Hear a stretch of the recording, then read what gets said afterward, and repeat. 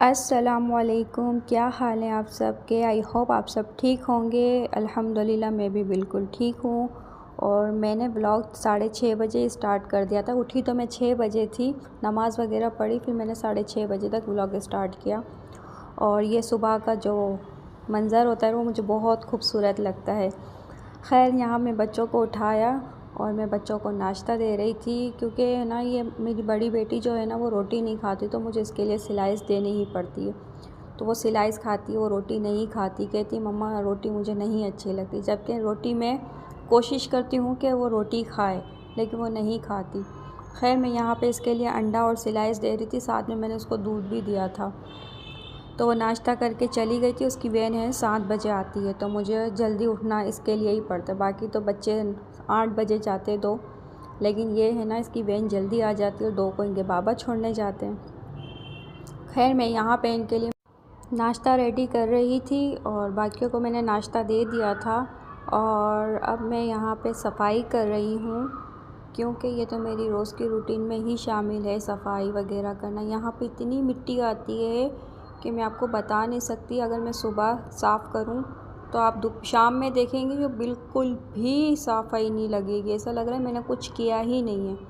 इतनी मिट्टी आती है मेरे घर में, हालांकि जबकि मेरे गैलरी के दोनों ही दरवाज़े मैं बंद रखती हूँ, लेकिन फिर भी इतनी मिट्टी आती है।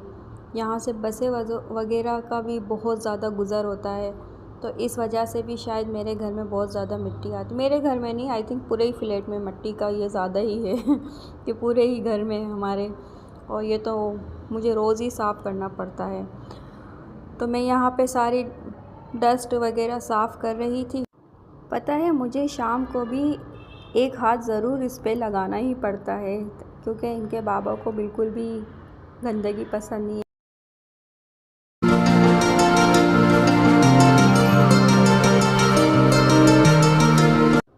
हम हाउसवाइफ का काम ही क्या होता है, सुबह उठो, नमाज़ पढ़ो, बच्चों को स्कूल भेजो, फिर बच्चों का इंतज़ार करो, उसके लिए दोपहर का खाना बनाओ, फिर काम करो, फिर ये सोचो कि रात को क्या बनाना है, फिर सारे घर की सफाई करो।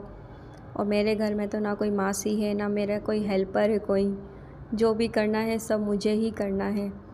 तो बस सुबह ऐसे एक इम्तिहान होता है कि सुबह सब घूम रहा होता है कि आज मुझे ये भी करना है, आज मुझे ये भी करना है। रात को सोने के टाइम सुकून से नींद नहीं, कि हमें दूसरे दिन की प्लानिंग होती है कि हमें ये भी करना है, सुबह उठ के मुझे ये भी काम करना है, सुबह उठ के मुझे वो भी काम करना है। तो एक सारा चल रहा होता है एक हाउसवाइफ के दिमाग में कि मुझे ये सब करना है। क्योंकि मेरे पास तो ऐसा कुछ है ही नहीं, ना मेरी कोई दोस्त है, ना मेरी कोई बहन है यहाँ पे, ना मेरी कोई भाभी है यहाँ पे।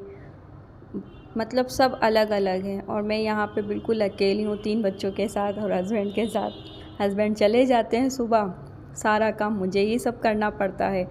ये है कि मैं बाहर नहीं जाती, बाहर के जितने भी काम हैं ना वो सारे मेरे हस्बैंड करते हैं। जैसे सब्ज़ी लेकर आना, ग्रोसरी, ये सब मेरे हस्बैंड करते हैं। मुझे सिर्फ घर देखना होता है कि घर में मुझे किस तरह मैनेज करना है, मुझे घर और बच्चे देखने हैं। बाकी बाहर क्या हो रहा है वो मुझे नहीं पता। एक संडे होता है जो हस्बैंड आउटिंग पे ले जाते हैं, लेकिन बस घर संभालो, बच्चे संभालो और घर संभालो और खाना बनाओ। बस यही एक रूटीन चलती आई है मेरी। आज माशाल्लाह मेरी शादी को 18 साल हो गए, लेकिन मैं कभी भी सब्ज़ी लेने बाहर नहीं गई, ना मैं कभी बाहर कुछ ऐसे फ्रूट्स वगैरह मैं कभी लेकर आई हूँ। यहाँ तक कि मैं अपने बच्चों के कपड़े भी है ना मैं ख़ुद नहीं लेकर आती, मेरे हस्बैंड लेकर आते हैं। मैंने अपनी बच्चों की कभी भी शॉपिंग नहीं की। जो भी शॉपिंग करने जाती, हाँ मैंने अपनी शॉपिंग है ना वो मैंने हमेशा अपने हस्बैंड के साथ की, मैंने कभी भी अकेले शॉपिंग नहीं की। जो भी शॉपिंग होती है वो मुझे अपने हस्बैंड के साथ ही करनी होती है, और बच्चों की जो शॉपिंग होती है वो मेरे हस्बैंड खुद करते हैं। अब माशाल्लाह मेरी बेटी जो है वो बड़ी हो गई है, तो वो कहती है कि मम्मा मुझे आपकी चॉइस अच्छी लगती है, तो वो मेरी चॉइस के कपड़े पहनती है, या मेरी चॉइस की जो चीज़ होती है वो मेरी चॉइस होती है। तो जो इसकी शॉपिंग है ना तो वो मुझे हस्बैंड ले जाते हैं कि चलो आफ़िया की शॉपिंग करने, या मैं आफ़िया की शॉपिंग करने जाऊँ तो मैं अपनी भी कर लेती हूँ। लेकिन मैंने कभी अपने 2 बेटों की खुद कुछ भी नहीं लिया, सब मेरे हस्बैंड लेकर आते हैं। खैर, ये तो एक लाइफ़ है हाउसवाइफ़ की कि वो किस तरह ज़िंदगी गुजार रही होती है। मैं यहाँ पे कारपेट साफ़ कर रही थी क्योंकि मेरा सहन है ना बहुत बड़ा है और मुझे झाड़ू पोछे करते करते समझो कि 1 डेढ़ घंटा लग ही जाता है। माशाल्लाह मेरा सहन है ना बहुत बड़ा है। आजकल अब ऐसे फ्लैट्स कहाँ आते हैं। ये तो मेरे तकरीबन हो गए होंगे 20-21 साल, जब मैं शादी करके मैं इसी फ्लैट पे आई थी, तो काफ़ी साल हो गए। तब मेरे जो हस्बैंड के बड़े भाई हैं ना, वो साथ रहते थे, लेकिन अब वो आउट ऑफ कंट्री चले गए हैं। मैं यहाँ पर हूँ तो बिल्कुल अकेली हूँ। हाँ, साथ मेरी सास थी, लेकिन फिर वो भी चली गई थी, इंतकाल हो गया था उनका, तो फिर मैं बिल्कुल अकेली हो गई थी। खैर, यहाँ पे मैं बच्चों के कपड़े सेट कर रही थी क्योंकि आपको पता है कि बच्चे जब कपड़े खुद से निकालते हैं तो सारी अलमारी सर पे आ रही होती है, तो वो भी मुझे 1 दिन छोड़ के 2 दिन छोड़ के वो भी पूरी कबर्ड मुझे साफ़ करनी ही होती है। एक छोटा बेटा है ना मेरा हमदान, वो बहुत शरारती है। वो एक सूट निकालेगा, सारे सूट नीचे गिराएगा।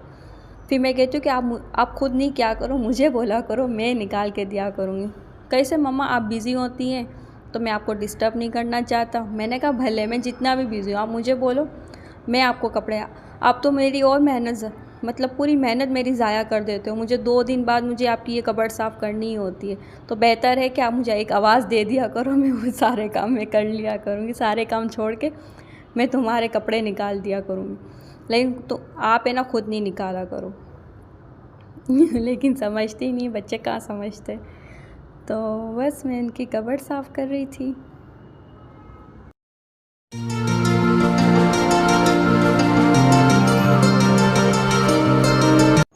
कपड़े वगैरह मैंने सेट करके मैं यहाँ पे बच्चों का वॉशरूम साफ़ कर रही हूँ। कभी कभी मैं ये सोचती हूँ कि हमारी हाउसवाइफ़ की भी क्या लाइफ़ है। खैर, मैं ये भी सोच रही थी कि मुझे बनाना क्या है। खाना में चिकन मैं निकाल चुकी थी फ्रिज में से, तो मैंने कहा मैं चिकन का ही कुछ बना लेती हूँ। फिर मुझे ख़याल आया कि मैं मैकरोनी बना लेती हूँ, तो मैंने मैकरोनी बनाई थी। फिर मैकरोनी बनाने के बाद मैंने सारे घर में झाड़ू पोछे किए। फिर लास्ट में मेरे बर्तन रह गए थे, तो मैंने कहा पहले मैं फ़्रेश हो जाऊँ, इसके बाद मैं बर्तन धोऊँगी। क्योंकि आप जब ये सारे काम करके वो हो जाते हो ना, तो आपको एक होता है कि फ़्रेश हो जाए, बंदा फ़्रेश हो जाए जल्दी से। तो मैं बस फ़्रेश होके फिर सारे मैंने बर्तन धोए। फिर बच्चे भी आ गए थे, फिर मैंने चाय शाम की पी।